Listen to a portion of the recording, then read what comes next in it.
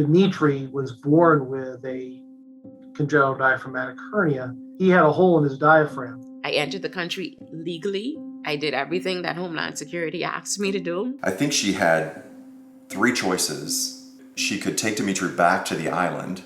He suffers from pulmonary hypertension. If those vessels clamp down on him, that's his life there.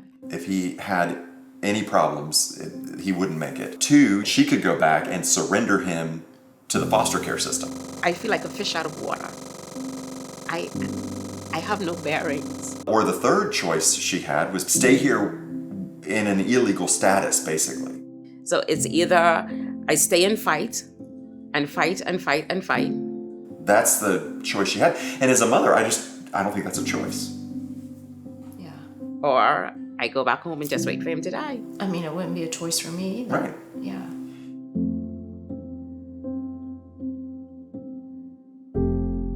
My name's Kirk Scoville. My wife Missy and I, we were married at Southside Baptist back in 1990. We moved away for a few years, but then finally moved to Jacksonville back in 97 and became members of Southside Baptist, and we've been there ever since. 2 or 3 years ago, watching the news every night, there was a rash of murders going on, and it seemed like every single time there was a distraught mother, as you can imagine.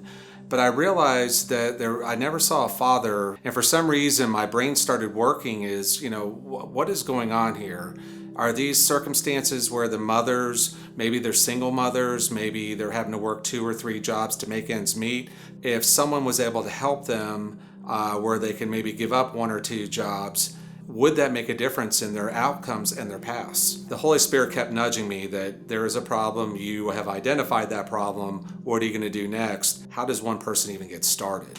While my heart continued to break for the circumstances, I was not prepared to do anything about it. And then Gary was at just a service, and he had started a new series called The Little Things. And it was during COVID when... Oh, yeah. You remember that? I do remember that. So it was just this...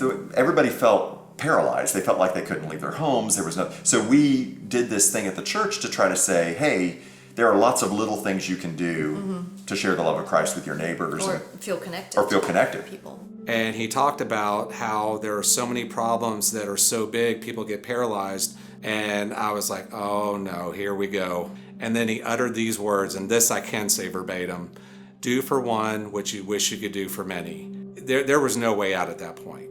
So if 30 people gave $30 for 12 months, it's just under $11,000. I felt that was a start, that at least someone could give up 1 part-time job, possibly 2.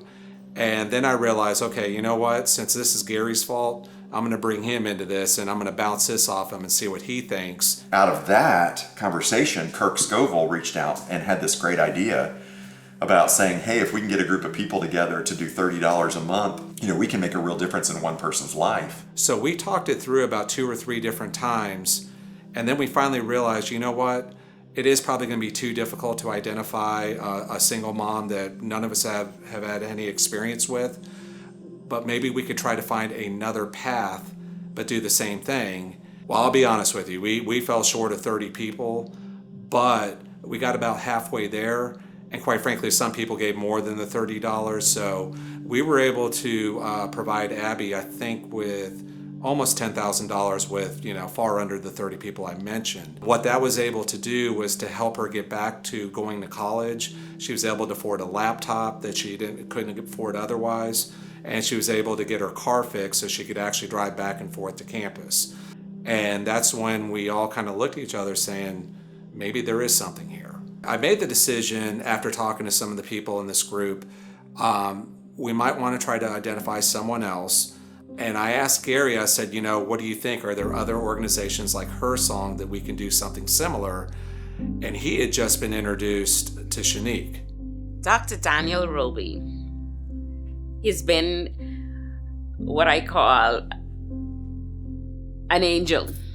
And it was at one of Dimitri's visits that I had enlightened him as to what was going on. He shifted gears from the medical aspect to more of our welfare, our whole being. So it was her doctor that I believe put her in touch with Gary. The church was helping, But the benevolence fund is only so large, and you got to help as many people as you can. So he suggested that we look at maybe contributing towards her. Things just went in a positive direction from there. With the help of Pastor Weber and Kirk and Pastor Scott, I've been able to stay in my apartment because of them and the wonderful people who they have assisting them through the church. And as a result, we have been paying for her rent and utilities, I believe, for the last several months. We're in it for the long haul. I've talked to everyone involved.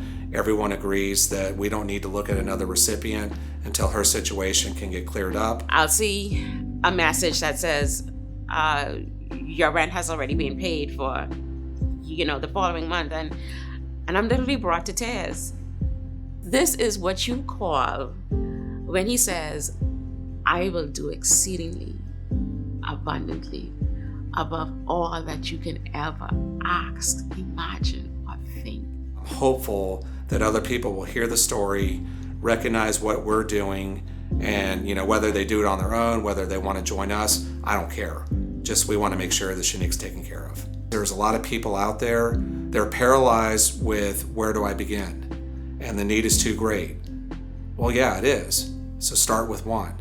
Start with one. Through us, through someone else, start with one.